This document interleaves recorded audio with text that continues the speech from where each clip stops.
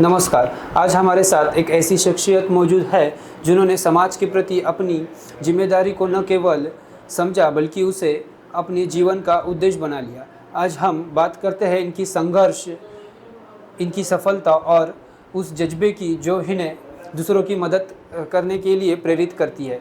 चलिए तो स्वागत करते हैं मुसब हाशमी जी का। तो स्वागत है आपका। सबसे पहला क्वेश्चन मैं आपसे पूछना चाहता हूँ कि आप इस फील्ड में कैसे गए? आपने किसी को देखा था या कुछ किया था, मतलब ऐसा? मेरा नाम मुसब हाशमी है। मेरी स्कूलिंग ज्ञान माता विद्या विहार नांदेड़ से हुई है। मैं अभी करंटली बीबीए परस्यू कर रहा हूँ आईटीएम कॉलेज नांदेड़ से। सबसे पहले मैं आप सभी से ये कहना चाहता हूँ कि मैं कोई बड़ा समाज सेवी नहीं हूँ। मैं सिर्फ एक आम इंसान हूँ जो लोगों की मदद करने की कोशिश कर रहा हूँ।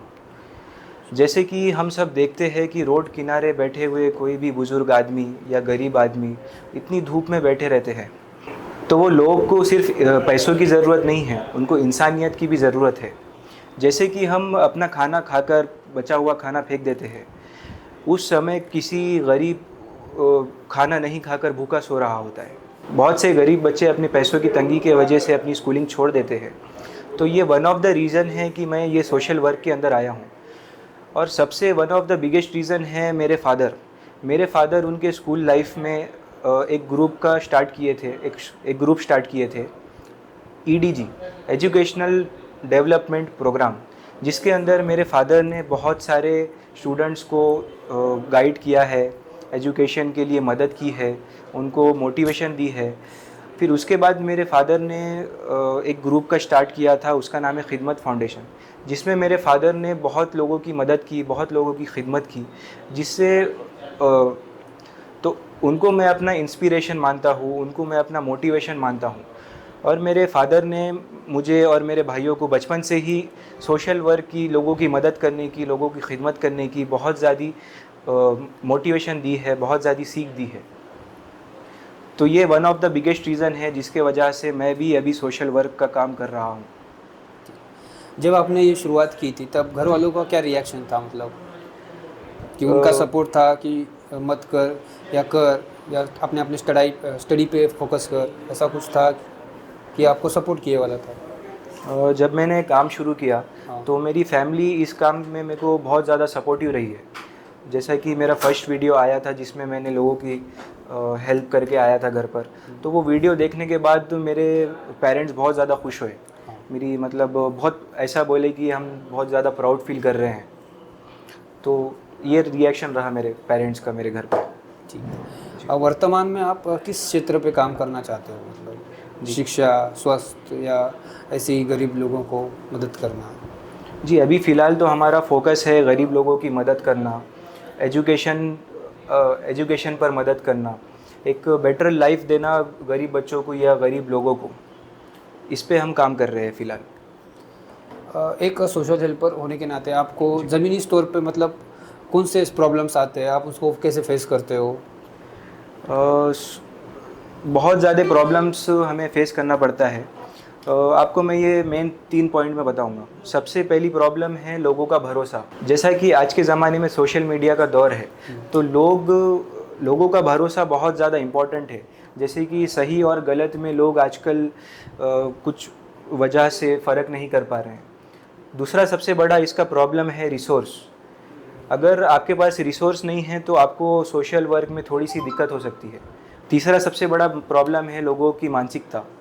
बहुत से लोग ऐसे होते हैं जो सोशल वर्क को सही काम नहीं समझते, जो ऐसा समझते हैं कि ये सिर्फ दिखावा है।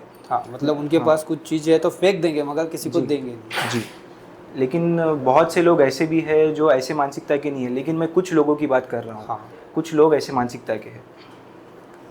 कभी आपको ऐसी रिसोर्सेस, मतलब जैसे कि पैसों की ज़रूरत होती है, आप सोशल वर्कर काम कर रहे हो तो पैसों की तो ज़रूरत गिरती होगी, तो आप वो कैसे मैनेज करते हैं?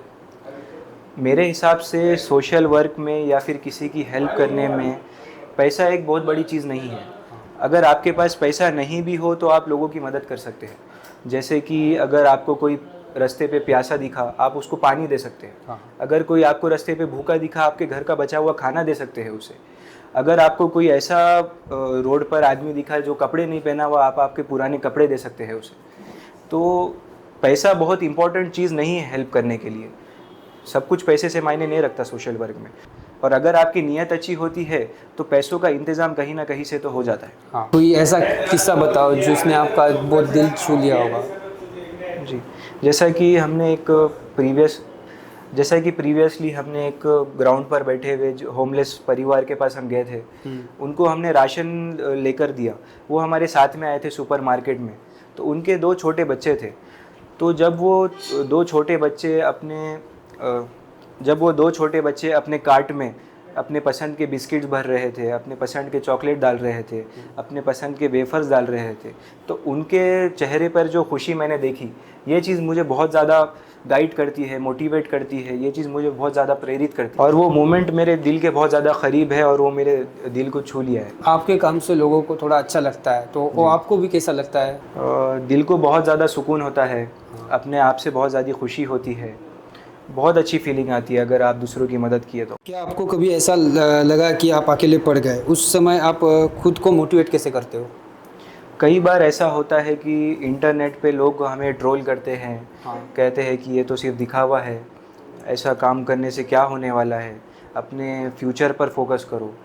तो ऐसे कुछ कमेंट्स आते हैं, ऐसे कुछ लोग बोलते हैं हमें, जिससे हम बहुत अकेला महसूस करते हैं।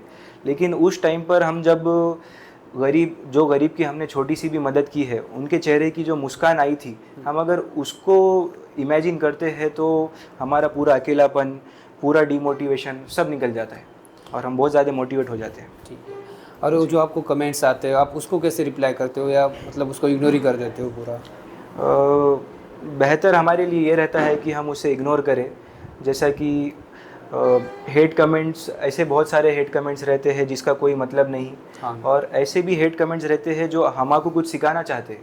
तो ऐसे कमेंट जो हमको कुछ सिखाना चाहते हैं, हम उससे इम्प्रूव कर लेते हैं अपने आप को, और ऐसे कमेंट जिसका कोई मतलब नहीं, हम उसे इग्नोर करना पसंद करते हैं। जो युवा आपके जैसा कार्य करना चाहता है, आप उनके लिए क्या मैसेज देना चाहते हैं यहाँ से? मैं युवाओं से ये कहना चाहता हूँ कि अगर आप समाज सेवा शुरू करना चाहते हैं तो ये ज़रूरी नहीं कि आप लखपति हो, आप करोड़पति हो। आप बहुत छोटे काम से भी समाज सेवा शुरू कर सकते हैं। जैसे आप किसी भूखे को खाना खिला सकते हैं, आप किसी गरीब बच्चे की फ़ीस भर सकते हैं। छोटे छोटे काम करके आप बड़ा बदलाव ला सकते हैं। यही मैं कहना चाहूँगा युवा से कि आप कभी भी ये मत सोचिए कि मैं छोटा काम कर रहा हूँ या बड़ा काम कर रहा हूँ। बस आप अपना समाज सेवा का काम शुरू कर दीजिए, आपकी नीयत अच्छी रखिए, ऊपर वाला आपको आपके काम में सक्सेस देगा। आने वाले अगले 5 साल में आप अपने इस मिशन को कहाँ देखना चाहते हैं?